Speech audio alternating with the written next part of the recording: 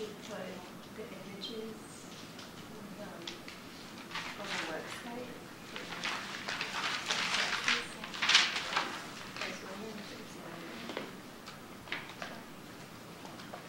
You know, like the slides. The images of the slides. Like one of my anatomy classes this semester, we would do like the images of the lab. Yeah, like the, but I don't know if it would be just like. So last time we met, we finished chapter 12, so we're just starting chapter 13, is that right?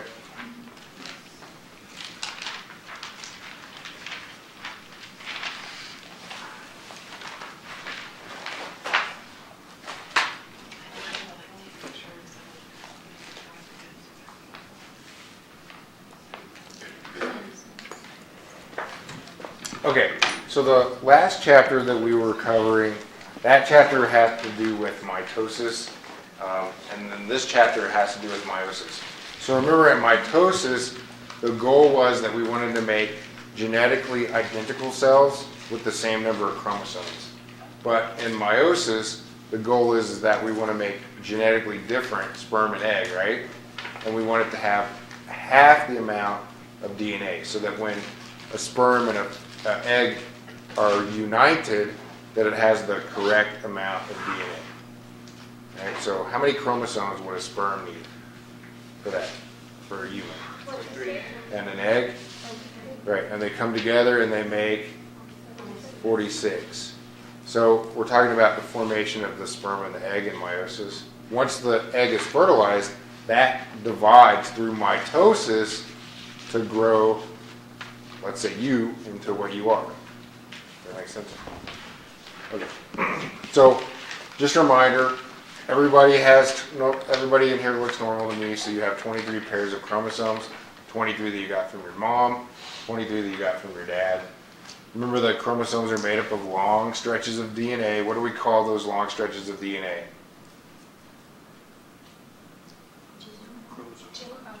Chromatin, right? So what's chromatin?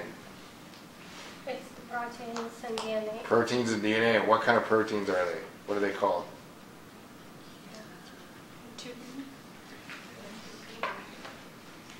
They're histones. All right, so your genome, your whole entire set of instructions, remember, this was on the very first crossword puzzle in chapter 1. What's a genome? Your entire instruction set, right? All of your genes that make you what you are. So the Human Genome Project was finished a few years ago. The estimates range from 35,000 on the high side to 25,000 on the low side. Somewhere in between there is the number of genes that you have. So when we talk about genes, we're talking about things that code for a trait. So like you have a gene for hair color, a gene for skin color. I'm making it up, but there's actually 3 genes that control skin color. But you guys get the idea, right? So you got, so the things that you inherited from your parents are actually called alleles. So let's just go back to our chromosome example. So let's say on your number 1 chromosome, you have the gene for hair color, because that's what codes for a trait. And so for every gene, you have 2 what we call alleles. All right, so a lot of people refer to those as genes, but the correct terminology isn't genes, it's alleles. Sometimes I'll call these genes too, but I'm just letting you know that that's the correct term. So let's say that this is your dad's, that you got, this is a chromosome you got from your dad, this is a chromosome you got from your mom. These are similar but not identical, so what do we call those? What kind of chromosomes are those? Homologous. Excellent.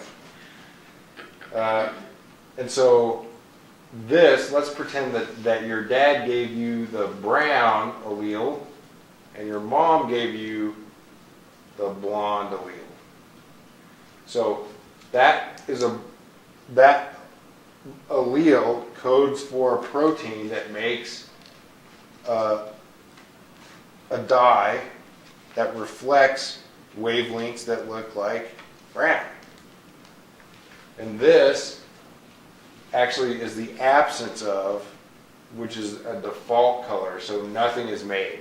So kind of like the example I talked about where, did I talk about that in here? Where when you move into like a house or apartment, what color are the walls?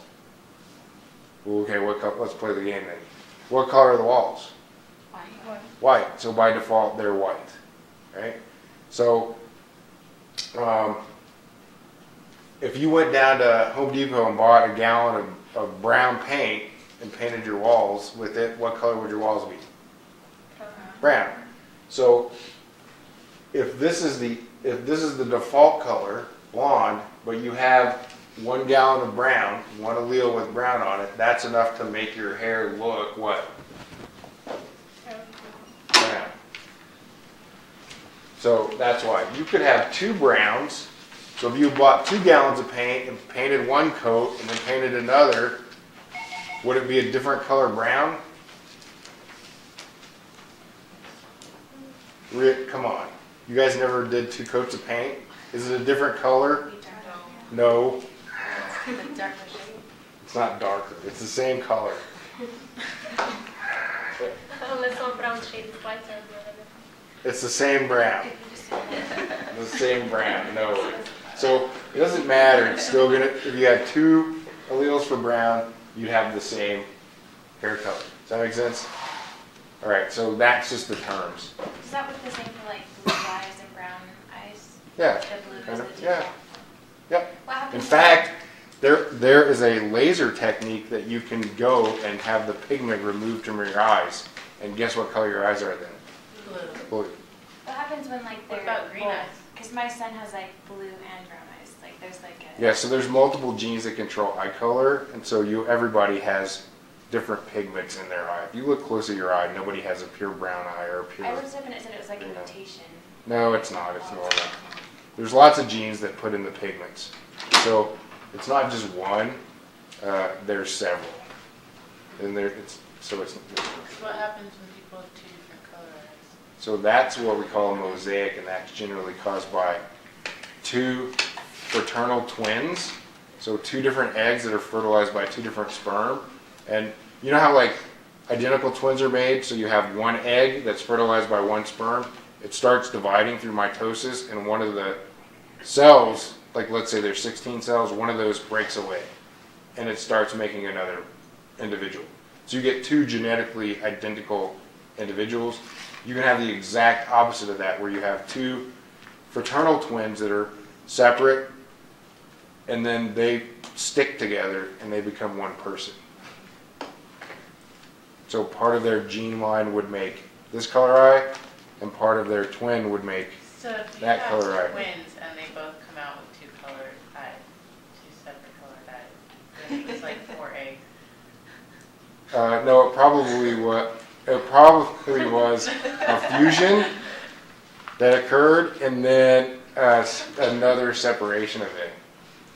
It's like it decided it didn't want to become one person and separate. I mean, I would have to do a bunch of genetic testing to make sure that that's true. But generally, that's what happens. So it's unusual when it happens. The reason that we know this happens is, I might as well just tell the story. There was a woman who had a husband. They got divorced. He, usually this is what happens. He's like, those aren't my kids. I don't want to pay child support for them. So the court ordered that they both get DNA tested. And it turns out that, yeah, he was the dad, but it showed that she was not the mother of the 3 children. She was like, what? I was in the hospital. They came out of me, and how could they not be my children? And so they took them away. They took her kids away. Well, I've heard about something like that where the mother, How does Well, that work? How could like it the be- kids were biological kids, but for some reason she had like her motto. Like women have a separate set of DNA somewhere in the uterus. No. So what happened is she was a result of these 2 separate eggs that were fertilized and came together. So she was a blend of her sister. So some of the cells went to make the ovaries, right? and some of the cells went to make the bone marrow, and it just happened that they were taking DNA from her blood, and those cells were being made by her sister that fused together with her, right? So like so depending on where you take blood out of her, it's gonna have. Well, not blood, but where you take DNA, right? You take DNA. So they didn't ever take DNA out of the ovaries, but the ovaries are the ones that made the DNA to make the eggs. So when she produced the eggs, they came from her DNA, but when they tested her DNA in her blood, it wasn't her DNA. So how'd they figure that out? So it took a pretty smart Could scientist that to figure out happen that with this his might have father? happened. You sure? Like where his sperm is a different DNA than. I don't No. know. So that would happen after Like, how it would- gets fertilized. So that it would require 2 fertilized eggs that fuse together. Did they ever figure it For it out? not to Yeah. share the So father's yeah, so DNA. they went in with a biopsy needle and they took some cells because that was the theory, and they tested those for DNA from her ovary, and it matched. So that's when they figured out that Yeah, that's what I was. she was what would they call a mosaic, a fusion of 2 different people inside the womb. Okay, so how would the father not know? If he really was the father. There's how could so it- the so the 2 sperm from the dad fertilized the 2 different eggs before they came together. Uh-huh. So he was the match. But could the father ever not be a match and still be the father, like how she was? Basically that he really is, but didn't show up. I I don't know. so I guess yeah. I mean, so the dad could be like a fusion of his brother or something like that, and so he could have testes from himself that made sperm, and then blood. I mean, this could happen with criminals too, right? You wouldn't ever convict anyone, but you could get away with stuff if you were a mosaic, right? You may like spread your blood all over the place, and they test something else, and it's not really doesn't match you, like your cheek cells or something. But it's rare. But I mean, that's the story behind it. Okay. Can you say again what alleles are? Yeah. So alleles are what you would think of as a gene, right? So all I had to do is a gene really is these 2 working together to produce a trait. So your gene is So the allele is a pair? right. Yeah. So you get one from your mom, one from your dad. So you have 2 alleles that produce the gene for eye color, and you have 2 alleles that produce the gene for, attached earlobe or widow's peak or whatever. But the 2 things that work together that produce the trait is the gene. These are called alleles. But in society, people call these genes, right? I got the gene for brown hair from my mom and the gene for blonde hair from my dad. But that term is wrong because the gene is hair color. So the allele creates the gene. Yeah, so you could have multiple alleles here. You could have brown or blonde or brunette or black or red. Did I say that? Maybe I did. But, there's multiple alleles there. So that's why we use that term allele instead of a gene. There's only one gene that controls hair color. That make sense? Okay. So remember the central dogma? What is it? Central dogma of molecular biology. We talked about this before. All cells come from other cells. Now that's the cell theory, but that's good. So you remember that. So the central dogma is DNA. The master code is made into anyone? Bueller. RNA, and that's made into proteins. So that's the central dogma. And we went over this in chapter 5, just so you guys, in case you want to check it out, back and check out chapter 5. So this is what's going on, right? The genes in your DNA are coded for proteins. just like this, right? So this is a DNA sequence, but it's turned into a protein.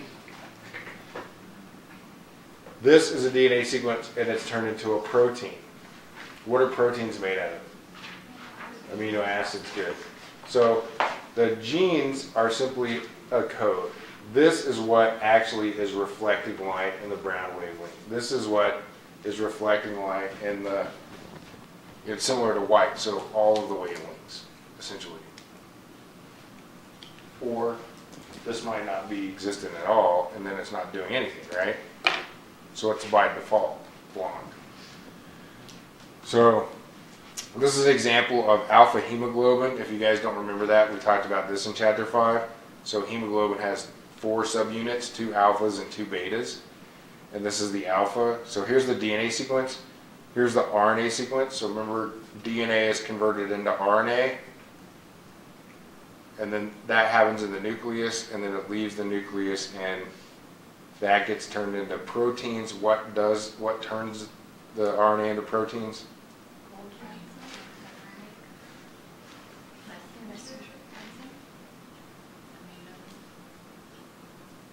What's the machine that turns it into proteins?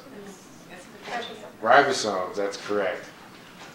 So the DNA, when it's made into RNA, if this is a T in DNA, what is it in RNA?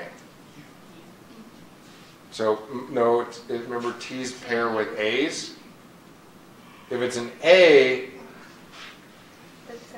then it's a U because there's no T's. And then if it's a C, what does that make? A G. Okay. These 3 letters make this methionine, which is the single letter amino acid code. So I don't want you guys to know all of the single letter amino acid codes, but how many are there? How many amino acids are there? 20, that's right. 20 different amino acids. And that's what makes proteins. Remember chapter 5, we put amino acids together and we make proteins? All right.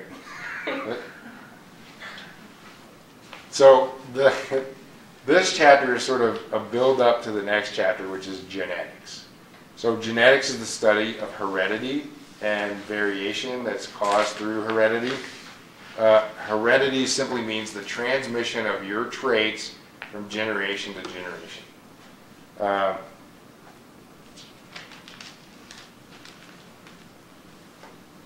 Variation is the observable differences that you see in individuals or populations. So, you look different from, say, your sibling or from your parents, right? So that's variation. But the DNA that you got from your parents allowed for that variation, and that's called heredity. And remember that variation is the premise of evolution. Things change over time. Dogs came from wolves. The corn that you guys eat now wasn't sweet. It was mostly protein, so it tastes like a protein bar. Not like corn or corn chips. So it was evolved to increase the amount of carbohydrates in it and decrease the amount of protein. And that's why corn tastes sweet. If you were here on the Mayflower, you'd think it tastes like dirt. That's why they ground it up into cornmeal and then added sugar to it. Okay, so just remember, evolution means that we change over time. So the definition of evolution is these guys, these alleles, change over time in a population. And we'll talk about this in the lab when we do the plants. All right, so a good example of how we can look at things over time and variation and heredity is using a genetic defect called hemophilia. So hemophilia is actually what we call a sex-linked trait because it's found on the sex chromosome. So remember, how many chromosomes do we have? 46, 23 pairs, right? So how many number 1 chromosomes do I have? 2. How many number 2s? and so on. And I have 22 paired chromosomes, and then the 23rd are the sex chromosomes, X and Y. Does that make sense? So the 22 paired chromosomes we call autosomes. And then the one, they're not paired because they can be different. One pair of sex chromosomes.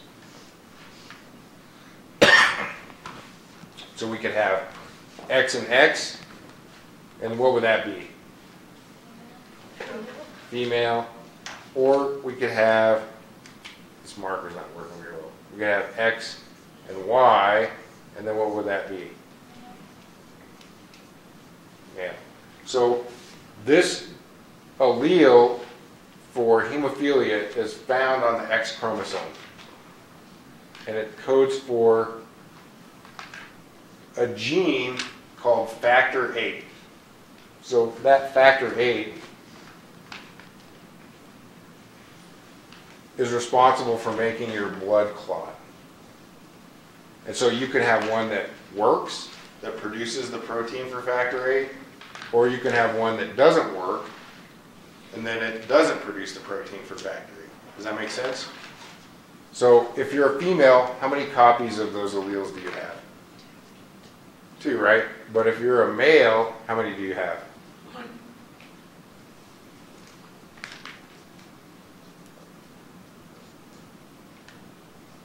1. All right. So just a reminder that the area, the region that we find any gene is called the locus, which is short for, can you guess? Location, exactly.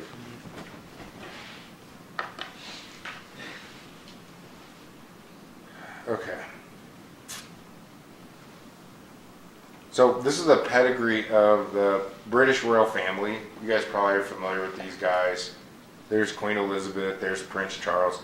I don't have, Harry and whatever down here, but so this, in the beginning of this pedigree, and by the way, this is what I want you guys to construct a pedigree like this for the next exam.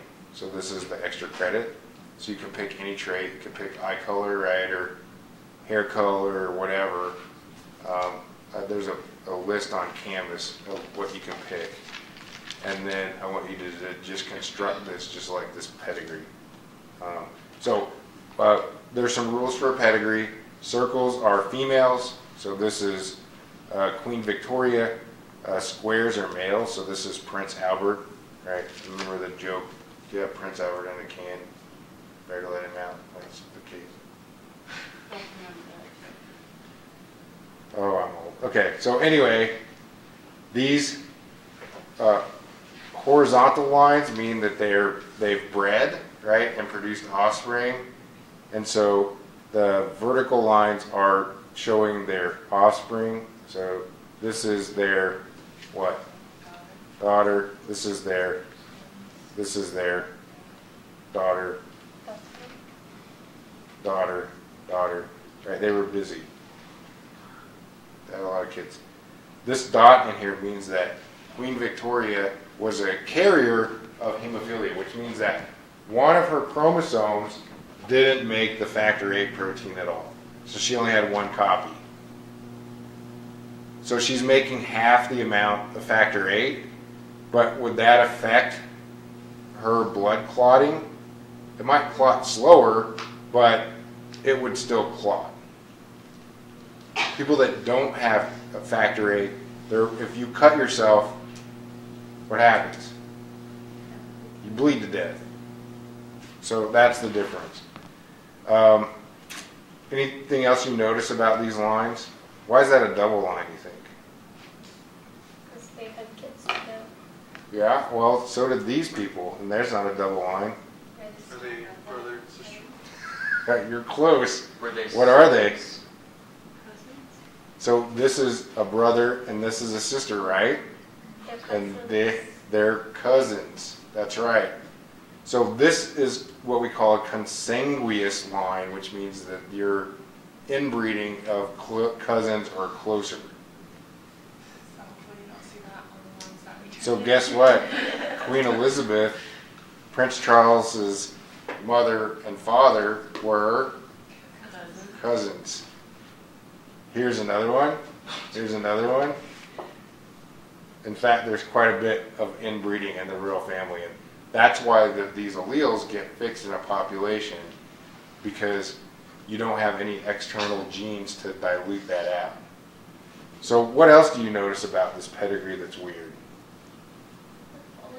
A lot of people died really young.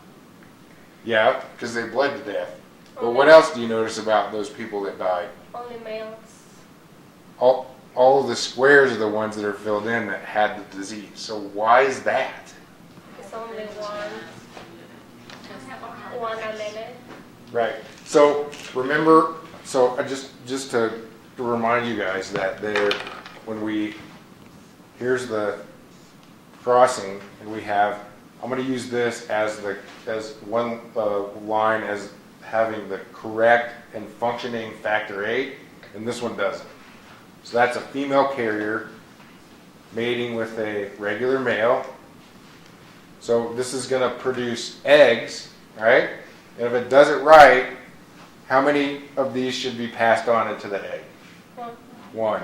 So it's either this one or that one, right? So you have an egg that's this, or that's too big. So we have an egg that's functional, or we could have an egg that's not functional, right? And then this person is going to produce sperm, so that will be a functional one, and this will be a functional, or it doesn't exist on Y. So this sperm fertilizes this egg. What's the outcome? It's going to be healthy, but it will be a carrier of this. Right, this will be a carrier. This sperm fertilizes this egg. Healthy. No carrier. Oh, I'm sorry, this is a normal person. Oh, Oh, carrot. yeah. Sorry, this one is that one would be normal, right? This one is a carrier. This sperm fertilizes this egg, But have the disease. so that's healthy. Yeah, this is And this sperm fertilizes that egg. And so the only ones out of all of these that got it were males, right? So the only way to get a female that had hemophilia you'd have to have a male with hemophilia to mate with a female that either had hemophilia or was a carrier. Usually they didn't live to be that long to be able to breed, because it's a disease that males get, right? And males are bigger risk takers. So who do you think got cuts and bruises and bled more quickly? The males, and then they died from bleeding to death. So some of them lived. Do you guys know who this is? So this is Alexei. This is Tsar Nicholas II. Anastasia is in here, one of these. Right? So this is part of the reason that the Russian Revolution actually started, because so back in the day, right, you wanted an heir. What did you want? A male. So Tsar Nicholas II had 5 children. How many boys did he have? one. And what's wrong with that one boy? Yes, hemophilia. So he didn't want this child to die. It was his own last opportunity for the male heir. So there's a guy named Rasputin. You gotta heard of him. So he promised that he could nurse Alexei back to health, but only on the condition that Nicholas II would give him full control of the armies of Russia. And so he initiated the Bolshevik Revolution. So in essence, the Russian Revolution was started because of hemophilia. You guys want to see another interesting pedigree? But did he die from hemophilia or was he murdered? Yeah, at 14 he died. Well, I don't remember if he was beheaded in the revolution or not. When we do a pedigree chart, the extra credit, how would we know if someone's a carrier? If it's like blue eyes or something? So you can assume that based on the outcome, but you won't know for sure unless someone has the trait. Does that make sense? So to pick a family. And Yeah. So just pick a family.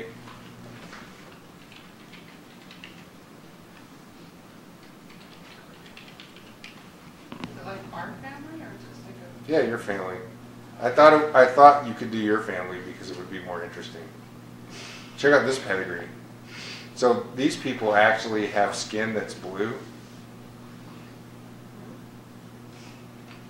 Like Avatar? Yeah, so their skin is like this purple, like Smurfy color.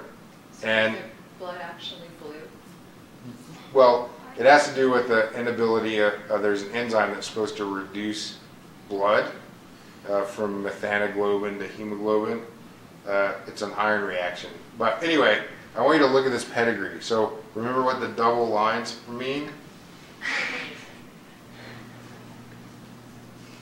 Can you guys see that? So then is this blue skin from inbreeding? What do you think? Yes.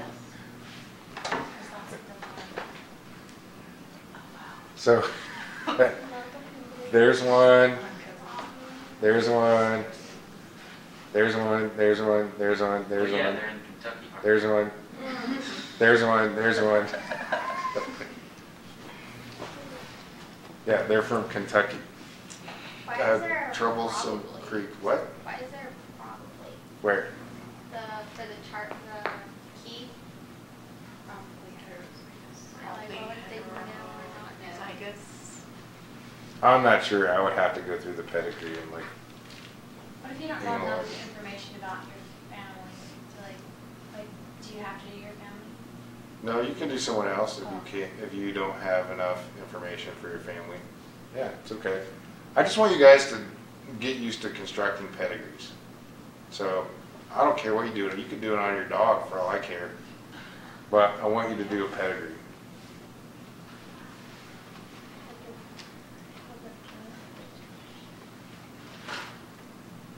But if you have a trait that like no one in like several generations has, does that mean everyone's just been a carrier all the way until it gets to you? No, it could be that you could be a carrier and still pass it on, right?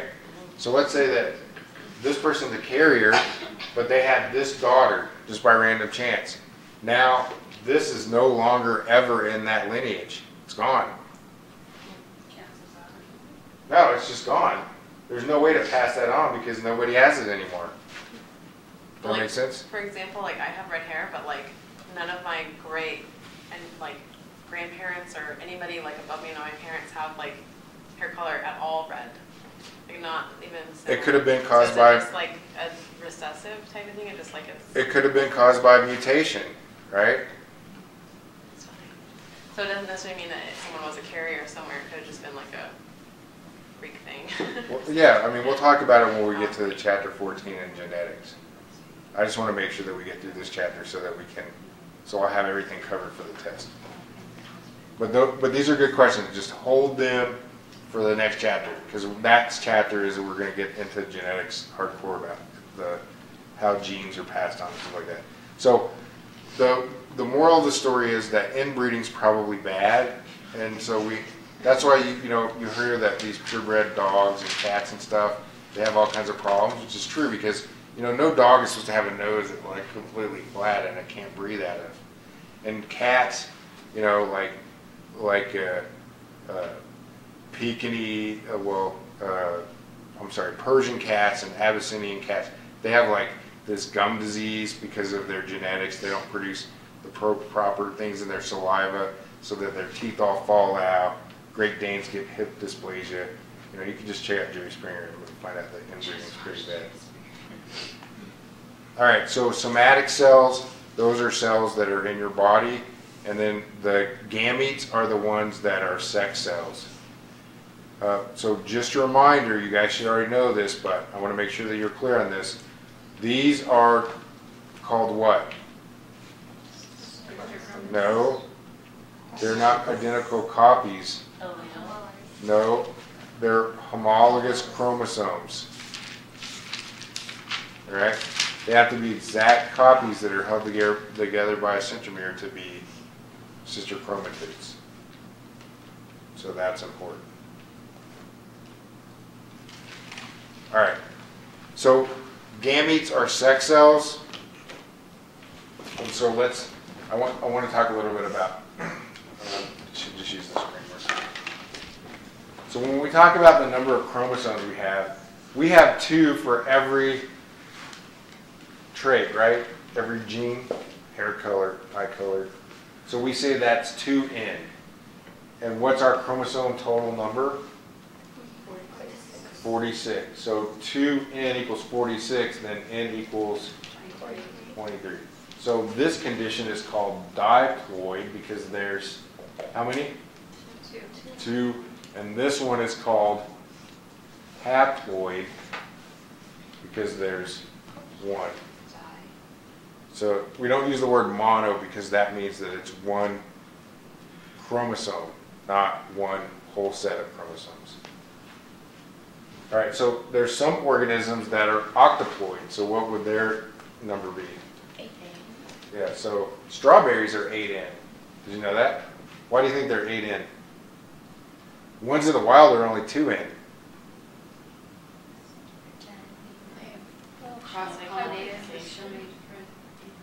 Evolution. What would be well, that's true, yeah, because it's changed. But what would be the advantage of having 8 copies? Is that what you showed us, like Variation. corn, so when you spray pesticides on it, that doesn't... No, that's a glyphosate, that's Roundup. But, so I'll just tell you that, what takes up the most space in a cell? The nucleus, right? So if you have more DNA, what has to happen to the nucleus? If I added DNA into your nucleus, what would have to happen to it? It would have to get bigger, and what would happen to your cells? They would get bigger. So Strawberries are bigger. that's right. And the reason they're bigger is because they have 4 times as much DNA as the ones in the wild. When I was growing up, strawberries were yay big, right? Now they're like as big as my head. I'm like, where did that come from? Bananas in the wild are 2n, but the ones you buy from the store are 3n. Why do you think that is? They're bigger, and people like bigger is better, right? People like to buy big strawberries and big bananas. So it's evolution. Have you ever taken like a strawberry from the store and eat it and then try the strawberry from the wild? Oh my. Like the strawberries at the store have no flavor compared to the Yeah, wild probably ones. because most of it's just you're just eating DNA, which is flavorless. Yeah, that makes sense. Okay, so just some terms that you guys need to know. So diploid, haploid, octoploid, triploid, that sort of thing. And then our gametes are haploid, our somatic cells, the cells that make up our body, are diploid. All right, so we have 2n equals 23, sperm and an egg, they fuse together, they become 2n equals 46, so that's fertilization. We call a fertilized egg a zygote, so that's just another term that you need to know right here. Meiosis is the process to form these sex cells, these haploid cells, sperm and egg, so that you can have fertilization and produce a zygote. Once the zygote is made, it divides through mitosis, which we covered in chapter 12. So the question is, how do we make gametes? How do we make haploid cells from diploid cells? So how does meiosis work? And this is just showing the life cycle. So we're 2N, right? We produce 1N sperm and egg. They fertilize. That makes them 2N. They grow into an adult, and we do it over and over and over and over and over again. Okay. Any questions about this so far? All right, we're going to get into meiosis. If you guys know mitosis, you're 90% there of knowing meiosis. A lot of things are almost the same or exactly the same.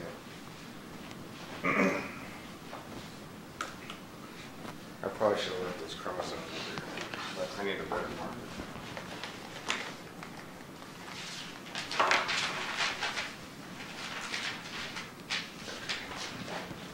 So let's go back to our chromosomes. We have number 1 chromosome.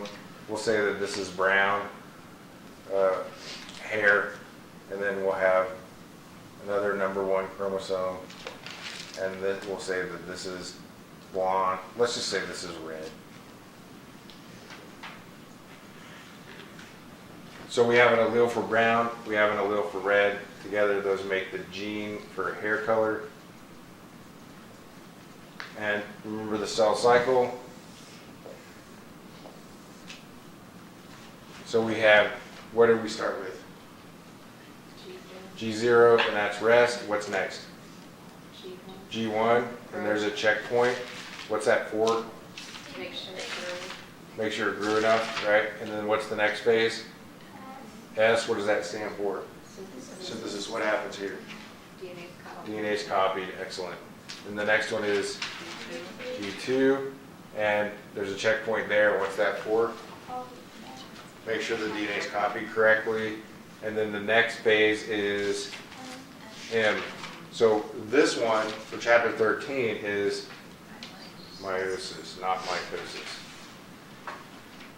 So for humans, how many chromosomes are here in G1? 46, correct. In S phase, after we've copied the chromosomes, how many are in there? 92, good. And so when we output here for mitosis, we wanted 2 cells, right, that each had 46 chromosomes in them. But here in meiosis, we're going to end up with 4 cells that have 23 chromosomes. So this is N equals 23, and this is 2N equals 46. This is called a gamete. This is called a somatic cell. All right, so let's look at the chromosomes as we go through the cell cycle. So we're in S phase. What happens there? This gets copied, right?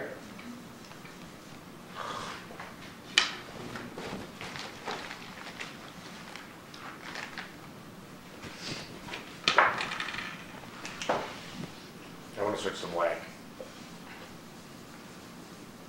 What holds these together? Centromere, excellent. And then this one's going to get copied.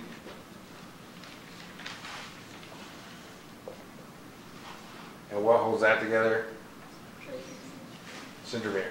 So remember in mitosis, so just to remind you, we started with 1 single chromosome, right? 1 black one and 1 green one. So the goal of mitosis is we want to get that again, right? So we went through the microtubules attached, a lot of pushing and pulling, and we line these up. So if here's the cell, I divide that in half now. Would those be the same as that one? It would? So this would be the new cell. It would have 2 black ones. No. And this would be 2 green ones. Would that be the same as what we started with? No. It's 2N equals, whatever. It's still 2N, but they're not genetically identical. And that's not the goal of mitosis, right? So how do we have to line these up to get this to be the same? we have to line them up as sister chromatids. So it has to line up like this.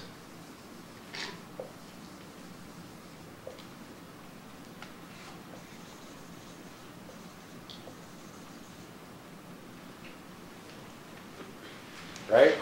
Now we divide this down the middle and we get those, which are genetically identical. So the goal in mitosis is to line them up as sister chromatids. Is that what we want for meiosis? What do we want them to be? Different. So guess what? We line them up as homologous chromosomes. And because there's 4 of these, you guys ever played Tetris? How many blocks fall down? Really? Depends on which one's coming down. No, it doesn't. 4. No, that's right, it's They're, 4. they're always 4. It doesn't matter what shape they are. It's always 4. You know, I never noticed. Tetris I never means did that. 4. I just noticed that when he asked, because I was like, there's a box, and there's the T, and then there's the It different doesn't signs. matter. Well, that's where it got its name. Tetris got its name because there's always 4 boxes. So this is called a tetrad. So these line up as tetrads in meiosis, and now we get genetically different, right? But is that the proper number? We want to get it down to 1 n, right? So we have to half this again, and so we end up with 2, say, sperm that look like that, and over here we would get 2 sperm that look like that. So genetically different, right? And then the chromosome number is n, not 2n. So we made 4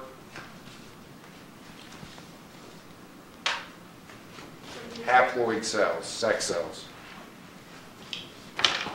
So the first step is called meiosis 1 to get to this point, and then to go beyond that is called meiosis 2, because we have to go through 2 cell divisions to get there.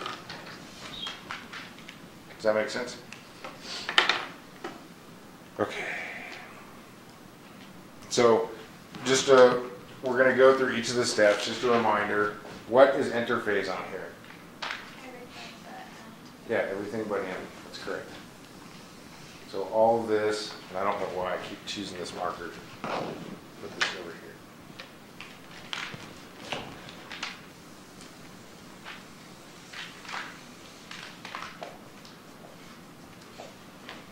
Can you see the chromosomes in interphase? No, you can only see them when they condense. And where do they condense in mitosis? Prophase. Excellent. So guess where they're going to condense in meiosis? Prophase. In fact, in meiosis, it's a little easier because in meiosis there's only 4 things. There's prophase, meta. Prophase is prophase and prometaphase pushed together. And then there's ana, and then there's telophase. So there's 4 phases for meiosis 1 and 4 phases for meiosis 2. So there's a prophase 1, metaphase 1, anaphase 1, telophase 1, and then there's a prophase 2, metaphase 2, anaphase 2, and telophase 2. Because it has to go through the division phase. So chromosomes condense, you guys know that. The centrosomes move apart to create the spindle. The nuclear envelope breaks apart because we lump prophase and prometaphase together. So now they have access. This is unique though because these aren't attached together. Like the sister chromatids are attached, so they always move together, right? So, but when you do this, you want to make sure that all of your number 1 chromosomes stay together, right? You don't want this floating off over here because it's hard to keep them organized.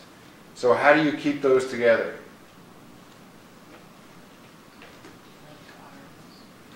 Yeah, they link arms, that's true. So we call this crossing over, and what happens is the DNA from this arm of the chromosome goes over here, and the DNA from, wrong color. The DNA from this arm of the chromosome goes over here, and so we call that event is called recombination or synapsis or crossing over. They all mean the same thing because they kind of cross over each other.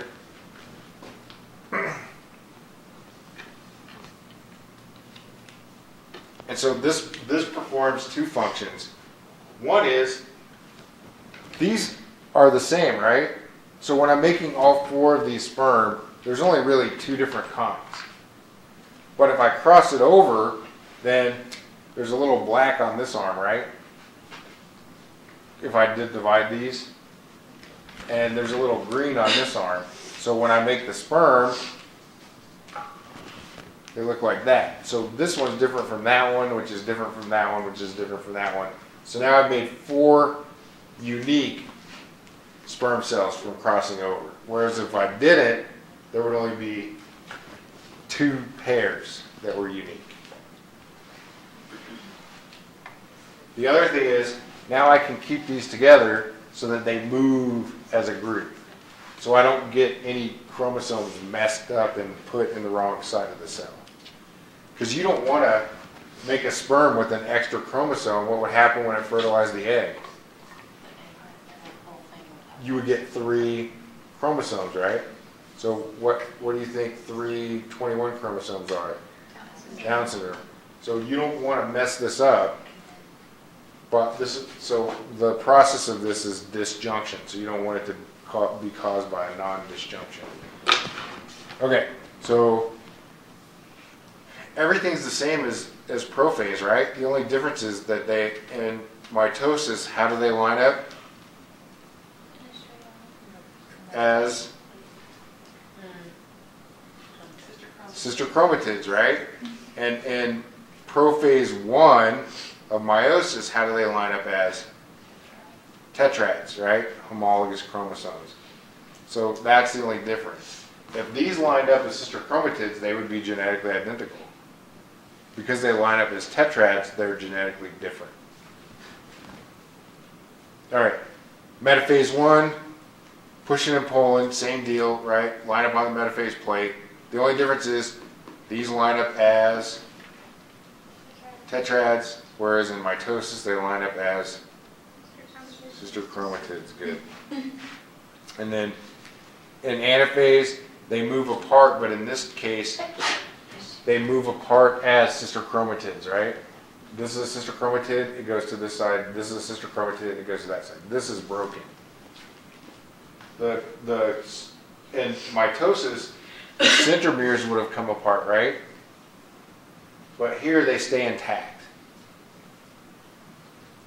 And they move to opposite sides. They bond differently? Nope. This is how they stay because you want to keep them organized still. You want to keep the sister chromatids organized. So in meiosis, they move as whole sister chromatids. In mitosis, they would have been lined up like this, and the centromeres would have broken apart. And then what happened in telophase?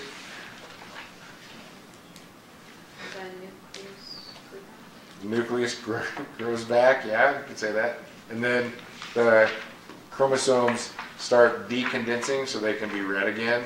And then the cleavage furrows form. Remember that? So it's exactly the same. So if you know mitosis, you know telophase 1.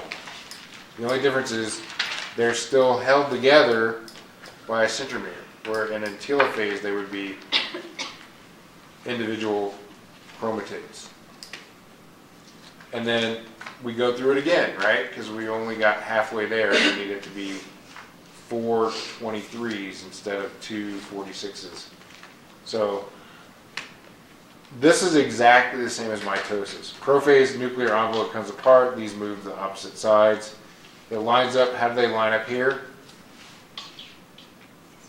Sister chromatids, how do they line up in mitosis?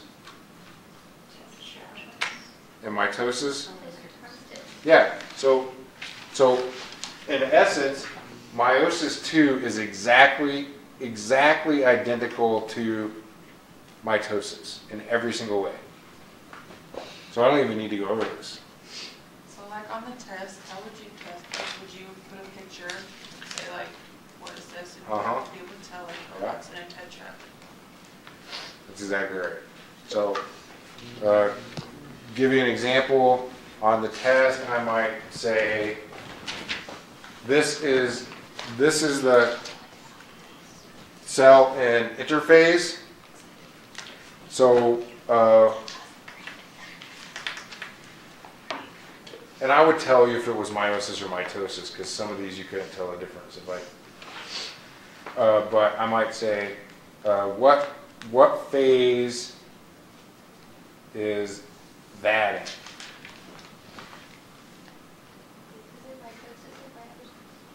in? Okay, so this one is, how are they lined up? So, and what phase would they only line up as tetrads?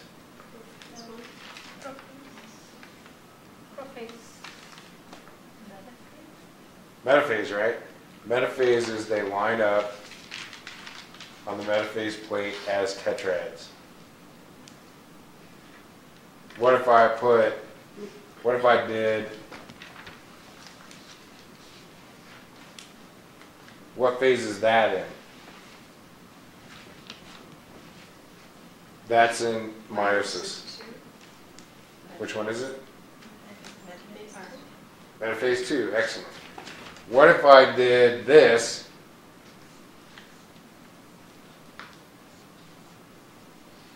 and showed they were moving apart? What one would that be? Anaphase what? Anaphase 1, because they're still held together as sister chromatids. What if I said it's in this phase? And that's meiosis. Anaphase 2, that's right. Because they're not coupled anymore and they're moving apart. I'm always going to have that string analogy in my head. Yeah, you won't forget it then. Okay, so mitosis and meiosis are very different, but they're they're very similar, but the key is the differences. So what's the goal in mitosis? Produce identical.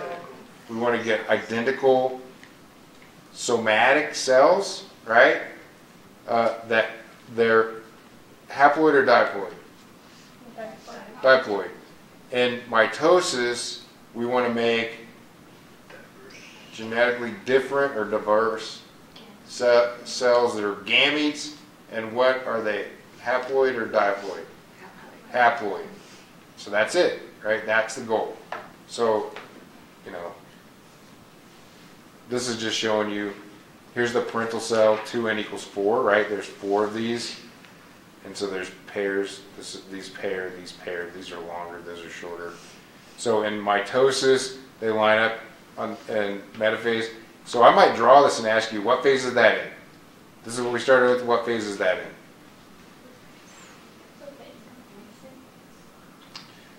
What phase is that in? How do you know?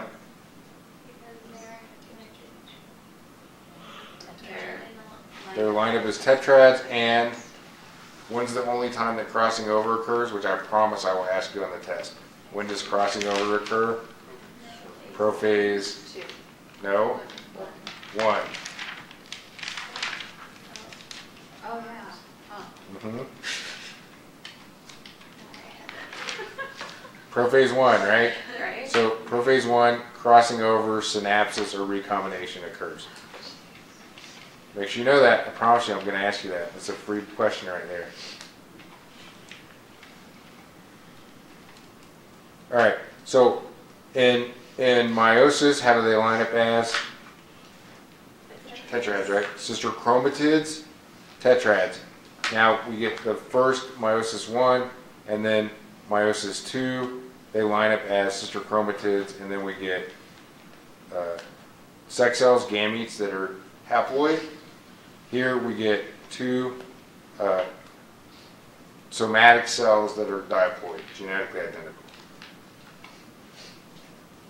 So, in DNA replication, when does how many times does DNA replication occur in mitosis?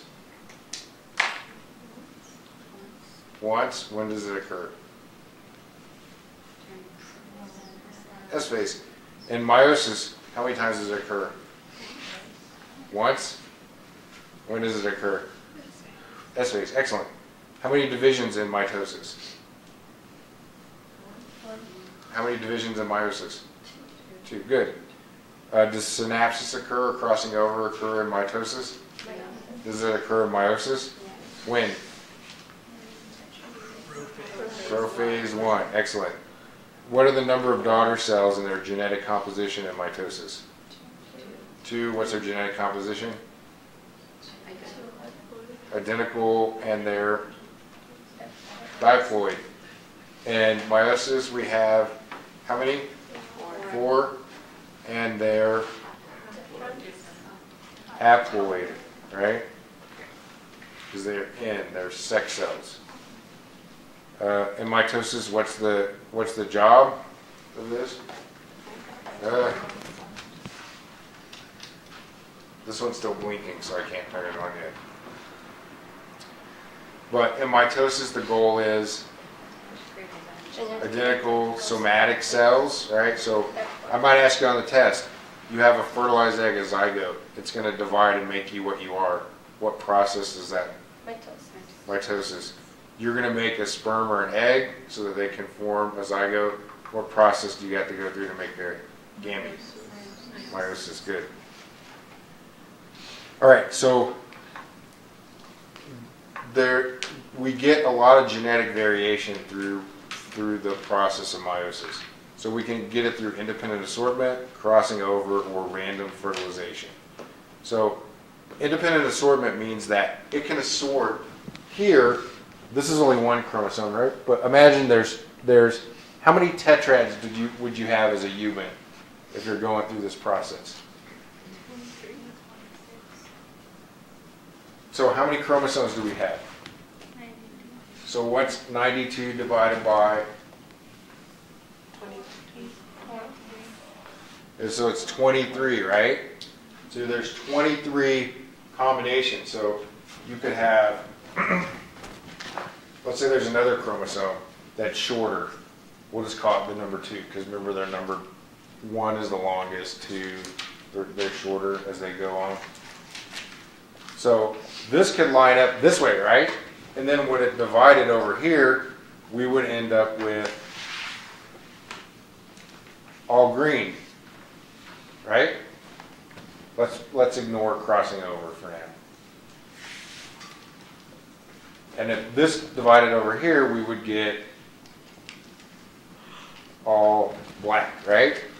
But what happens if these flipped so that the black's on this side and the green's on this side? Would we have the same outcome? So you can make different cells, different sex cells, just by this, what we call independent assortment, how they line up on the metaphase plate. And if you do the math, in humans there's 22 to the 23rd combinations that you could get, which works out to be 8 million combinations you could get. So if you produced 8 million eggs, you would only have, by random chance, 2 that are identical because of independent assortment. And if you made 8 million sperm, you would only have probability that 2 would be identical, right?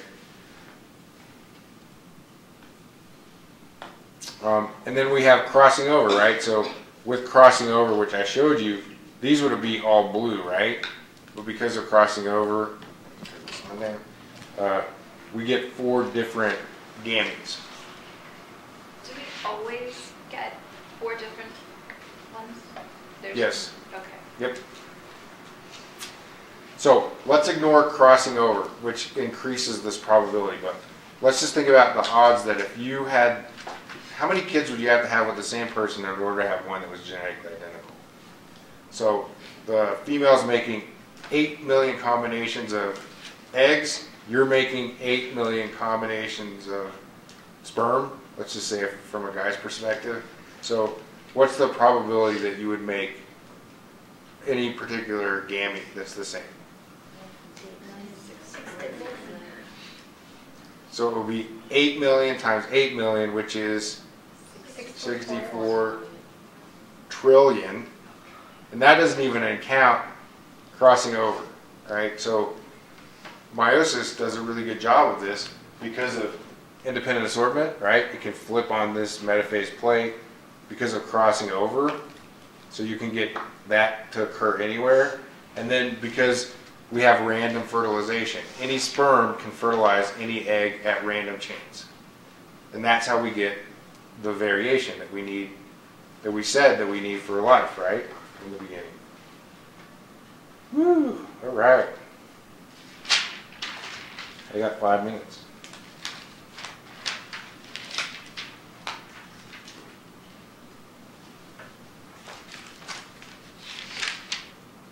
In meiosis, when it goes through interphase and then it goes into prophase, does it go through those phases and then goes through interphase and then it's prophase 2? No. So it goes through this and starts over again. Just in that section? Yeah. Because if it went through that, it would have to double its DNA again. And that would be futile because you'd end up with 46, 92, 246s, right? And then you go back to 92, and then you come back around and do 46, and then you never get to 23. And in females and humans, they make 4 eggs, but that's a high-risk pregnancy for a female in a human. So 3 of those are reabsorbed and only 1 actually is released.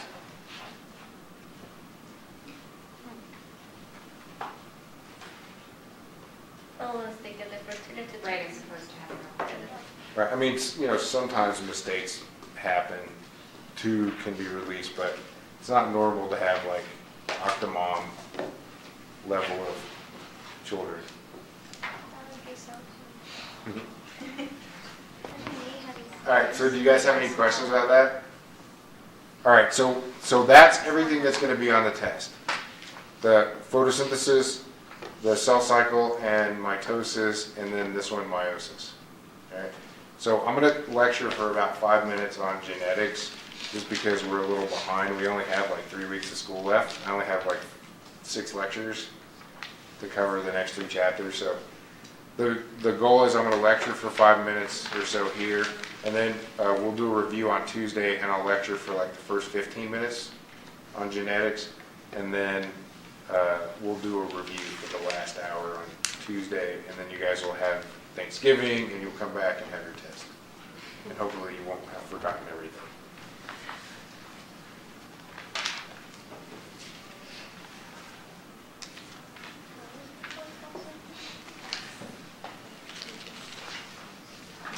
Okay, so this chapter is on genetics and so in this chapter we're going to look at exactly what goes on with the genes and the alleles and stuff that, and through inheritance or heritability, we'll see how things get passed on from generation to generation and how we can predict that as well. So the person that first explored this, his name was Gregor Mendel. He was an Austrian monk. And at the time, and this was in the 1850s when he started his experiments, before then, most people thought that all organisms, when they interbreeded and had children, that those offspring were a blending of the parents. And so the reason that he doubted this is that he was also sort of dabbling in paint, and he knew that if you mixed all the paint colors together, what eventually would you end up with? That brown, right, color. And so if that were true for, say humans, and they were all interbreeding with one another, then what would happen eventually? They don't have that. we should all look the same, but we didn't. And so he questioned this. He questioned that it was really this blending inheritance. And so, you know, I don't care that you know this background, so I'm going to go over it pretty quickly. But, you know, he grew up in Czechoslovakia. He was at a monastery for financial reasons. He could go to school there for free. He studied like physics and math and stuff like that. But he was also a good botanist. And all of these things came together to help him, because he was good at math and good at statistics and good at biology, to sort of attack, you know, go about doing experiments for this in a way that would work, whereas other people have tried it, but they didn't have all of the sort of background that he did to pull it off. So in 1857, he started breeding garden peas, and he did it in this garden. This is a picture of the garden. In that day, what it would be the same as if you guys wanted to go and plant peas in your garden too. Where would you get the seeds? Yeah, so he just went to the store and said, oh yeah, this pack has a picture of purple flowers on it, so when I plant it, what do you think is going to grow? Purple flowered pea plants. This one has a picture of white flowers on it, so when I plant it, what's going to grow? White. And so he did that. He planted the purple seeds and the white seeds, and sure enough, guess what grew out of there? Purple ones and white ones. And so he started with it. I don't know why I keep going. So we call this the parental generation. And so he grew the purple parent, and he crossed that with the white parent. Pea plants have male and female parts, so there's a thing that covers them. So the reason that he picked pea plants is because you couldn't just get random pollen, sperm, right, for plants to come and fertilize your pea plant, because that wouldn't work, right? You just have plants out there, anybody down the street could be fertilizing your pea plants, and you don't want that. So you had to control that. And so pea plants actually have this cover, so if you want to lift it up, you can do it, fertilize them with whatever you want, but if you don't do anything, they'll just fertilize themselves. No external fertilization occurs. So he could control that, and that's the advantage of the pea plants. So when he crossed the purple and white and he planted the seeds, they all came out purple, and they came out not light purple, right, which would be blending, but the same purple color as the purple parent. So he was like, what the hell happened to white, you know? And so he was curious, and so what he did was he let these purple plants self-pollinate, and he ended up with purple and white. But this always happened in a specific ratio. For every 3 purple ones, there was 1 white. And this mathematically just means there's 4 total, right? 3 plus 1 is 4, so that's really 3/4 and 1/4. Mathematicians don't like to write fractions if they don't have to, so they just do that as a ratio. So we'll talk about why that happened on Tuesday. In the future, will the average human being look kind of similar? Well, it shouldn't, because we have all this variation that we're producing whenever we produce the sperm and the egg.